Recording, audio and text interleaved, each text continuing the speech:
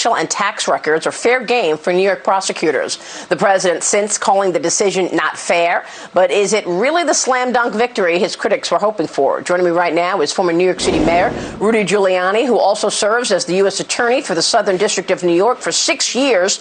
And Rudy, it is always a pleasure to see you. Thank you so much for joining us. Always a pleasure, Maria. Yes, absolutely. So that case is really terribly decided, but go ahead. No, about the tax returns. Are you What are you going to be responding in any way? Will the tax releases have any bearing on the election, in your view? Well, first of all, there's still room for opposition. You could make the argument that they have no particularized need for it. You could also make the argument that they are not investigating any particularized crime. They have no reason to believe that there's anything wrong with his tax returns. I mean, all these tax returns have been, by and large, maybe not the last one, but all of them have been audited. All of them have been either passed on or settled. And there should be some finality in your tax returns. In other words, we get audited, we make a deal, we pay the government. You don't come after me forever for that. And also, this is the President of the United States. There are literally 4,000 prosecutors now come after his records. I don't think the court ever thought of that. So there may be a chance to revisit this. The burden this would place on the executive, like if you had an opposition party, and look at the DAs we have now. We have Soros-elected anarchist DAs. They're not there to prosecute the law. They're there to undermine the law. He put them there. I mean, why would Soros pay for DAs other than to undermine our government? He got people elected who release criminals, don't prosecute cases. In Philadelphia, they won't even bring a case to the DA. He's so anti-police, pro-criminal. For 5 years, Soros has been funding these, and nobody paid attention to it. But he had a reason. It's to undermine our government. And I think we have a chance to revisit this. Also, we can argue that they have no need for it. This is a fishing expedition. I mean, I think we fight them right down to the wire.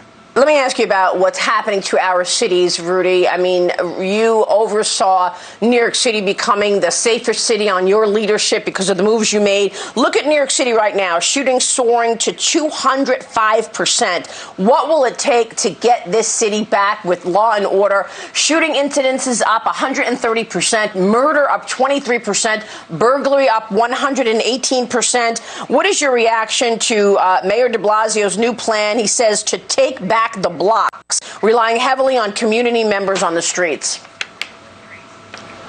Well, I mean, the reality is he's already amended that plan because it was, I mean, it's stupid throughout, but he was going to have community leaders accompany the police until last night he had another night of violence that was unreal. So now the community leaders are not going to accompany the police. I think they got an idea. Hey, Mayor, you go with them. Maybe we don't want to go because they shoot at us. We had a terrible situation with a domestic violence thing last night. I mean, it's a disaster. Maria, I've never seen it like this. I mean, there were more murders in the city under Dinkins, 2,400, 2,200. But we never had this total disrespect for the police. Even in those bad old days, nobody was going to spit at a police officer. Nobody was going to punch a police officer. And they took advantage of the no chokehold last night in an incident that I have a videotape of where the police officer couldn't get a hold of him. The guy put a chokehold on the cop and almost killed him. And he couldn't defend himself. I mean, we're going to get a cop killed with that stupid no chokehold thing, the way it's interpreted. We're getting cops killed. And the reality is it's worse because this is a breakdown in general respect for the police, for our government, and hatred for our country. And there's a purpose to it. These people are Marxists. They want to take over our government. When are we going to wake up and realize that? Just go read what they write. Look at the fact that the woman who's taking in the money for BLM is a convicted terrorist who should be in jail for 58 years, except crooked Clinton pardoned her. A terrorist who was involved in police killings. She is handling the money for the Black Lives Matter. This is a woman dedicated to the overthrow of our government. Look, Mayor de Blasio obviously cut the budget for the NYPD by $1 billion.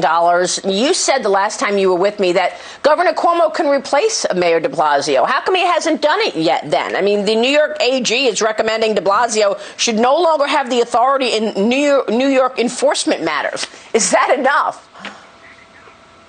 Well, you know, just given the citation, it's Article 1, Section 9 of the New York City Charter, which I pretty much have memorized.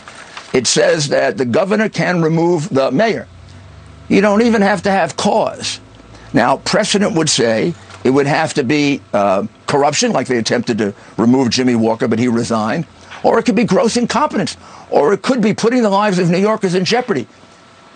Bill de Blasio, through his incompetence, has killed New Yorkers. His negligence in dealing with COVID is outrageous. I mean, the things he didn't do and the things that he encouraged, you know, they criticized President Trump for being late. He was telling people to go to gyms 2 weeks into it, 2 weeks after the president made it clear this was very dangerous.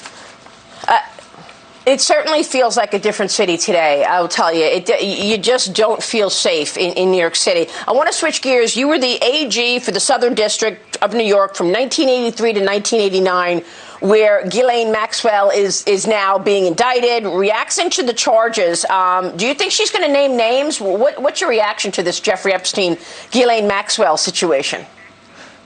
Well, I don't know all the people there now, but the person in charge, Audrey Strauss, was a colleague of mine, and she is a very good lawyer and a very, honest and down-the-middle kind of prosecutor. I can only guess what Maxwell has. I mean, it sounds like she's got tapes, and it would not make sense that they didn't. I mean, they were pretty smart people. They've been protected for a long time. There must be a reason for that. They must have a lot of things on a lot of people, and it's going to be really interesting to see. Yeah. You can't argue with a tape. You can't. There got to be a lot of people very scared over the last couple of days, and let's keep her alive, guys. I mean, she is in a prison. You can keep somebody alive in a prison. If they need any help, on how to keep somebody alive in a prison, I used to also run the Bureau of Prisons. I think I could show them. All right, Rudy, it's great to see you this morning. Thanks very much for joining us. Great to see you. You know you're the best.